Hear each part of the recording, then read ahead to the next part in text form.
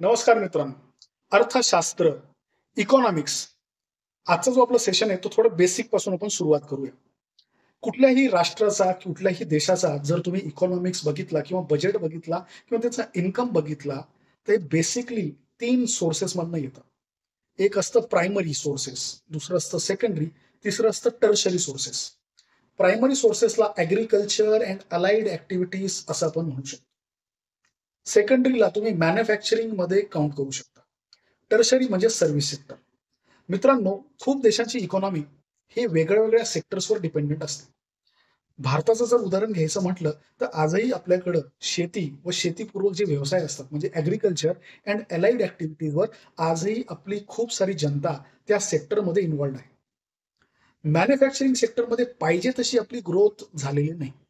आपण अजूनही त्याच्याकडं सुरुवात केलेली आहे किंवा अजूनही आपण त्याच्यात मॅच्युअर पाहिजे तसं झालेलं नाही. सर्व्हिस सेक्टर म्हणजे जिथं लोकं काम करतात, बँकेत काम करतात, कॉल सेंटरमध्ये काम करतात, आय-टी फर्ममध्ये काम करतात, शिक्षक हे सगळे सर्व्हिस सेक्टरमध्ये येतात. बघा 3 सेक्टर महत्त्वाचे आहेत. ॲग्रीकल्चर, मॅन्युफॅक्चरिंग आणि सर्व्हिसेस.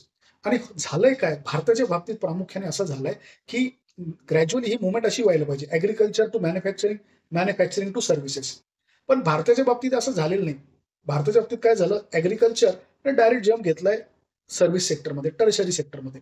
त्याच्यामुळे होतं काय, की सर्व्हिस सेक्टरमध्ये ह्युमन ॲब्सॉर्प्शनची जी कॅपॅसिटी आहे, ती कंपॅरेटिव्हली कमी असते. मॅन्युफॅक्चरिंग सेक्टर हा एक मोठा सेक्टर असतो भारतात किंवा कुठल्याही देशामध्ये. चायनामध्ये बघा, चायनाच्या इतक्या वस्तू स्वस्त जे आपल्याकडे येतात, ते काय येतात? कारण त्यांनी मॅन्युफॅक्चरिंग सेक्टरकडं बारकाईने, जाणीवपूर्वक लक्ष घातलेलं आहे. मॅन्युफॅक्चरिंग सेक्टर यायचा फायदा एक असा होतो, की कुठलीही कंपनी जेव्हा मॅन्युफॅक्चरिंग युनिट लावते किंवा फॅक्टरी लावते, तर ते खूप मोठ्या प्रमाणावर पैसा घेऊन येते, लावते आणि त्यांचं शॉर्ट टर्म व्हिजन अजिबात नसतं. ते कमीत कमी 50 वर्ष, 25 वर्ष, 100 वर्षाचा विचार करून एखाद्या देशात पैसा घेऊन येत असतात. टेक्नॉलॉजी आणतात, मशिनरी आणतात, मार्केटचं सर्व्हे करतात व हजारो लोकं ते कामाला लावतात. डायरेक्टली म्हणा किंवा इनडायरेक्टली म्हणा. तर खूप सारे रूल्स, कम्प्लायन्सेस फॉलो करतात. त्यांना देश सोडून जाणं सहजासहजी सोपं नसतं. ह्या गोष्टी मात्र सर्व्हिस सेक्टरमध्ये कंपॅरेटिव्हली खूप फ्लेक्सिबल आहेत. त्यांना एखादा देश सोडून जायचं म्हटलं, की दुसऱ्या देशातून सर्व्हिस घ्यायची म्हटल्यावर ते त्यांना सोपं पडतं.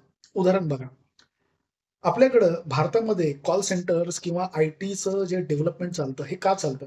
कारण यूएसमध्ये, यूकेमध्ये किंवा डेव्हलप्ड कंट्रीजमध्ये त्यांना तिथं ते व्यक्ती हायर करून त्यांच्याकडनं काम करून घेणं हे महागात पडतं. म्हणून त्या लोकांनी ते सगळं युनिट आपल्याकडे आउटसोर्स केले. भारताकडे ॲडव्हांटेज आहे. आपल्याकडे इंग्लिश स्पीकिंग पॉप्युलेशन आहे. लोकं आपले प्रचंड हुशार आहे. एज्युकेशन सेक्टरमधून मॅथेमॅटिक्स, फिजिक्स अशी मुलं आपल्याकडे भरपूर संख्येने उपलब्ध आहेत. त्यांना जे काम तिथं 10,00,000त करावं लागतं, तेच काम आपल्याकडे कुठेतरी त्यांना 1-1.5 लाखात होऊन जातं. त्यांची पैशाची सेव्हिंग होते. आणि दुसरं म्हणजे डॉलर एक घेऊन येतात, इथं त्याचे ₹80-85 होतात. हे कुठेतरी आपल्याला हे सांगून जातं, की कुठल्याही इकॉनॉमीला जर व्यवस्थित ग्रो करायचं असेल, तर हे तिन्ही सेक्टरचा जो ग्रॅज्युअल मूव्हमेंट आहे, ही खूप महत्त्वाची आहे. बरं, मी असं म्हणत नाही, की ते असं नाही झालं म्हणजे ते चुकीचं झालं. पण हे असं जर झालं, agriculture to manufacturing, manufacturing to services, तर कुठेतरी त्याला एक चांगला फ्लो येतो. चायनामध्ये बघा, चायनामध्ये ॲग्रीकल्चर सेक्टर आजही आहे. त्यांनी मॅन्युफॅक्चरिंगकडं बारकाईने लक्ष घालून त्याला डेव्हलप केलं. जगात ज्या वस्तू महाग विकल्या जातात, ते आपल्याकडं मास प्रोडक्शन केलं आणि ते जगाला त्यांनी विकल्या स्वस्त दरात. मॅन्युफॅक्चरिंग बेस त्यांचा प्रचंड मोठा झालेला आहे. आता ते सर्व्हिसेसकडे वळतायत. चायनामध्ये लोकांना इंग्लिश कम्युनिकेशनचे क्लासेस दिले जात आहेत. आपल्याकडं स्कूलमध्येच कंपल्सरी आहे. पण याचा अर्थ असा होत नाही, की कुठलीही इकॉनॉमी मागे राहील. काही देश असे सुद्धा आहेत, की ज्यांची इकॉनॉमी फक्त आणि फक्त शेतीवर डिपेंडंट आहे. डेन्मार्क सारखा देश, दूध उत्पादन करणारा सगळ्यात जास्त देश आहे. तर हे आपल्याला काय सांगून जातं? हे आपल्याला असं सांगून जातं, की कुठल्याही इकॉनॉमीला जर बघायचं असेल, तर त्याला आयसोलेशनमध्ये बघता येत नाही किंवा एक अँगलनी बघता येत नाही. जसं नाण्याच्या 2 बाजू असतात, इकॉनॉमीच्या भरपूर बाजू असू शकतात. तुम्ही कुठली बाजू बघताय, ही फक्त एक अँगल आहे. तर मित्रांनो, सेक्टर्स इकॉनॉमीचे हे 3च आहेत. त्याच्यात खूप सारे सब सेक्टर्स आहेत. पण प्रामुख्याने या 3 सेक्टर्सची ग्रोथ कशी होतीये, याच्यावर इकॉनॉमीची डेव्हलपमेंट लक्षात येते. भारतात ॲग्रीकल्चर सेक्टरची प्रोडक्टिव्हिटी कमी आहे, पण लोकं त्यांनी जास्त एम्प्लॉय केले. म्हणून भारताला पॉलिसी करताना किंवा 5 इयर प्लॅन्स तुम्ही कधीतरी डिस्कशन ऐकलं असेल, आपला नेहमी फोकस ॲग्रीकल्चरवर जास्त राहिलेला आहे.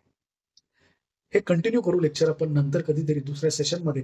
व्हिडिओ आवडला असेल तर लाईक करा, शेअर करा, सबस्क्राईब करा व पुढे आपण इकॉनॉमिक्समध्ये मॅन्युफॅक्चरिंग सेक्टरला वाढवण्यासाठी गव्हर्नमेंटने काय-काय स्कीम्स केलेत, काय-काय प्रयत्न केलेत याच्यावर सुद्धा चर्चा करणार आहे.